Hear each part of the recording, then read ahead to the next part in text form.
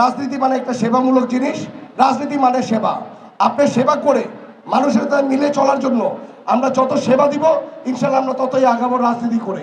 আপনারা জানেন সকলে যে আমাদের 12 তারিখে একটি ইলেকশন আছে, যেই ইলেকশনে গণতন্ত্রের জন্য আমাদের অনেক বাচ্চারা, যাদের আমাদের সন্তান, আমার সন্তান, আপনাদের সন্তান, বাংলাদেশের সন্তান বলতেই আমরা বুঝি হলো আমাদের সন্তান।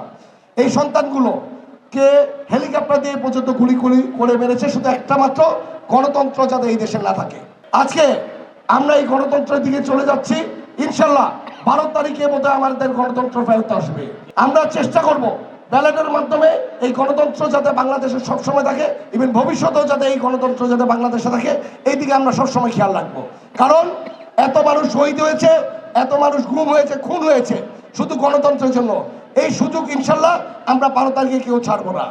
আর আমি আশা করি যদি আমি নির্বাচিত হই তাহলে রূপগঞ্জে মাদকমুক্ত, সন্ত্রাসমুক্ত, ইভেন দখলদার মুক্ত, মানুষের যাতে চিকিৎসা ব্যবস্থা যাতে পায়, যাতে শিক্ষার জন্য তারা যাতে সুশিক্ষিত হওয়ার জন্য বাচ্চারা যাতে স্কুলে যেতে পারে, এই ধরনের কাজগুলো আমরা সকলে মিলে করার চেষ্টা করব।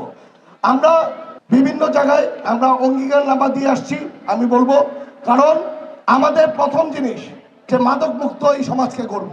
এর জন্য আমাদের দেশনায়ক তারেক রহমান সাহেব নারায়ণগঞ্জে এসে বলে গেছে যে 20টা স্পটের ভিতর নারায়ণগঞ্জে 20টা স্পট উনি আইডেন্টিফাই করেছে।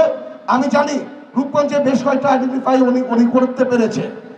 ওনার দ্বারা আমাদের রূপগঞ্জটাকে আমরা মাদক মুক্ত করব, কারণ মাদক মুক্ত হলেই আমাদের সন্ত্রাস অনেকটা কমে যাবে ইনশাল্লাহ।